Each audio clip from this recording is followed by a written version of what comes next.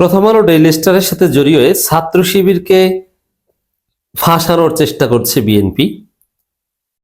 ছাত্র শিবিরকে ফাঁদে ফেলানোর চেষ্টা করছে বিএনপি ছাত্রদল, কিন্তু পারছে না, সম্ভব না। সেই যুগ শেষ। এটা হাসিনার জমানা না যে আকাম করবে বিএনপি আওয়ামী লীগ, নাম দেবে শিবিরকে। প্রাকৃতিক দুর্যোগে ধানমন্ডিতে ৩২ নম্বর আশেপাশের এলাকায় রাস্তার মধ্যে গাছ পড়বে, বলবে যে এটা জামাত শিবির। কোনো কারণে রানা প্লাজা ধসে পড়বে, বলবে যে এটা জামাত শিবির ধাক্কা দিয়ে ফেলে দিয়েছে। এটা হাসিনার যুগ না, এখন আর এগুলো সম্ভব না। তো দেখেন, বিএনপি প্রত্যেকটা ঘটনায় জামাত শিবিরকে ফাঁসানোর চেষ্টা করে, কিন্তু কিচ্ছু পারে না। বিএনপি ছাত্র দলের যারা অনলাইন ছাপরি, এরা এতটাই ছাপরি, এরা কিচ্ছু পারে না। আমি কয়েকটা প্রমাণ দেখাই রিসেন্ট। তারপরে প্রথম আলো ডেইলি স্টারে হামলায় শিবিরকে জড়ানোর ব্যর্থ চেষ্টা এবং শিবিরের অবস্থান ক্লারিফিকেশনে আসছে। দেখেন, শরীফ ওসমান হাদির শাহাদাত থেকে আসে। শরীফ ওসমান হাদির শহীদ হয়েছে। প্রথমে সাদিক কায়েম তার রাস্তা ক্লিয়ার করার জন্য সাদিক কায়েমদের মাধ্যমে এই গুলির ঘটনা ঘটেছে, কত কিছু। আবার রুহুল কবির রিজভির মতো ছাত্রী বলেছে যে সেই শুটারের সাথে সাদিক কায়েমের ছবি চাখায়, অমুক তমুক। তার মানে বিএনপি সর্বোচ্চ পর্যায় থেকে চেষ্টা করেছিল যে জামাত শিবিরকে দায়ী করানো, পারে নাই। একটা পর্যায়ে বলছে ওই শুটারকে যে গুলি করেছে তার সাথে ওসমান হাদির পরিচয় করিয়ে দিয়েছে কে? জামাতের সেক্রেটারি জেনারেল অধ্যাপক মিয়া গোলাম পরোয়ারের ছেলে, ঢাকা বিশ্ববিদ্যালয়ে পড়ে, সঙ্গীত গায়। পাগলও বিশ্বাস করে নাই, চেষ্টা করেছে কিন্তু হালে পানি পায় না। বিএনপি ছাত্রদল যা চেষ্টা করে কোনো হালে পানিই পায় না। এমনকি বিরানি সাহেদরাও এই ধরনের ইঙ্গিত দেওয়ার চেষ্টা করেছে যে কারা কার, এমনকি সেই ওয়াকারের পদবালক হিসেবে পরিচিত জুলকারনাইন সাহেবরাও চেষ্টা করেছে, কিন্তু পারে নাই। তো দর্শক, এরপরে ওসমান হাদির জানাজার পর দাফনের জন্য আনার জন্য পথিমধ্যে যে একটা ভয়ানক বিশৃঙ্খল পরিবেশ তৈরি হয়েছিল, যাতে পদতলিত হয়ে কেউ নিহত হওয়ার মতো অবস্থাও হতে পারে। ওসমান হাদির লাশবাহী কফিন একটু ছুঁয়ে দেখবে, একটু ধরে দেখবে, এরকম একটা চেষ্টা, মানুষের আবেগ, লক্ষ লক্ষ জনতা। এই সময় হাসনাত আব্দুল্লাহ, সাদিক কায়েম এরা লাশবাহী গাড়ির উপরে উঠে পরিস্থিতি কন্ট্রোল করেছে, নইলে সেই কাসেম সুলাইমানির জানাজার মতো পদতলিত হয়ে অনেক মানুষ নিহত হওয়ার ঘটনা ঘটতে পারত। যেহেতু বাংলাদেশের ইতিহাসে সর্বকালের সর্বশ্রেষ্ঠ জানাজা ওসমান হাদির জানাজা, জিয়াউর রহমান এবং গোলাম আজমের জানাজাকে ছাড়িয়ে গেছে। তো সেই জায়গায় দর্শক, পরিস্থিতি কন্ট্রোল করেছেন হাসনাত আব্দুল্লাহ এবং সাদিক কায়েম। কিন্তু ছাত্রদল বিএনপি এটা নিয়েও রাজনীতি করার চেষ্টা করেছে যে লাশের গাড়ির উপর চলে রাজনীতি, কিন্তু মানে পাগল ছাগল তাদের গার্লফ্রেন্ড আত্মীয় স্বজন তারাও এটা শোনে না, কেউ কান দেয় না, কোন হাইপি তৈরি করতে পারেনি।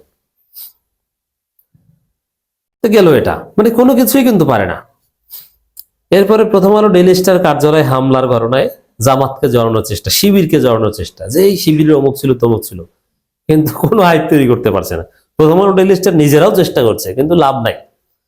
এখন জামাত বা শিবিরের যে শক্তিমত্তা, কিছুতেই জামাত বা শিবিরকে এভাবে অন্যায় ভাবে ফাঁসানো যাবে না। আপনাদের দখলে মিডিয়া আছে, অনেকগুলো মিডিয়া দখল করেছেন, কিন্তু জামাত শিবিরে কোনো মিডিয়া নাই।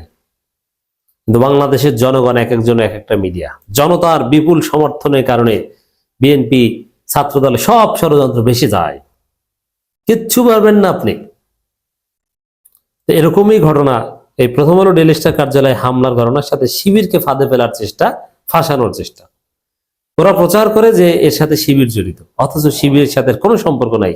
জামাতে স্পষ্ট করে বলেছে, শিবিরে স্পষ্ট করে বলেছে তারা মত প্রকাশের স্বাধীনতায় বিশ্বাসী, কোনো কিছুর উপর হামলায় তারা বিশ্বাস করে না।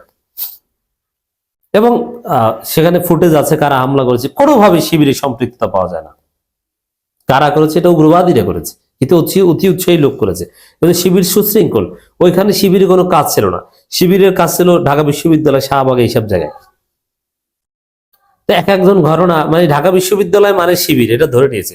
এখানে ঢাকা বিশ্ববিদ্যালয় কাউকে যদি ওখানে দেখে, ওকে শিবির কর্মী, শহীদুল্লাহ হলে শিবির কর্মী বলে চালিয়ে দেয়, অথচ মিথ্যা কথা, শিবিরের কোনো সম্পৃক্ততা নেই। আবার কোনো কিছু পায় না, পুঁজি একটা পেয়েছে কি, ওই শিবিরের কোন শাখার এক সেক্রেটারি কি বলেছিল, আবার রাজশাহী বিশ্ববিদ্যালয়ের সভাপতি কি বলেছিল, ওটা তো আমরাও বলি, সবাই বলে, ওটা তো বলবেই।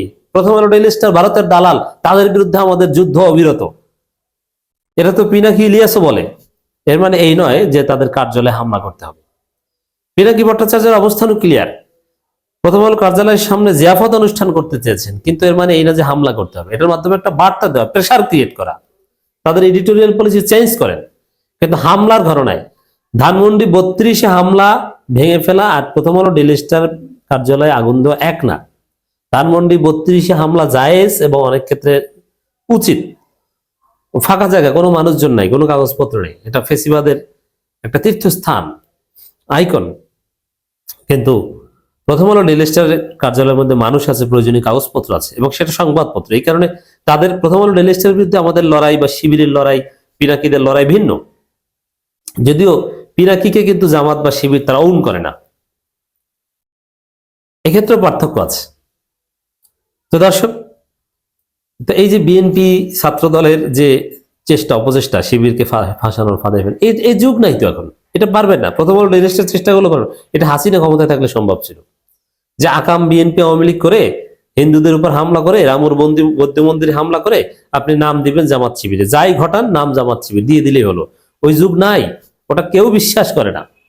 এই জন্য বিষয়টা এমন জায়গায় দাঁড়িয়েছে, এই হাসিনার মিথ্যা এবং বিএনপি ছাত্র দলের মিথ্যাচারের ফলে, যে আসলে শিবিরের ছেলেরা নির্দোষ বা কোনো ভুল করবে না, একথা আমি বলছি না।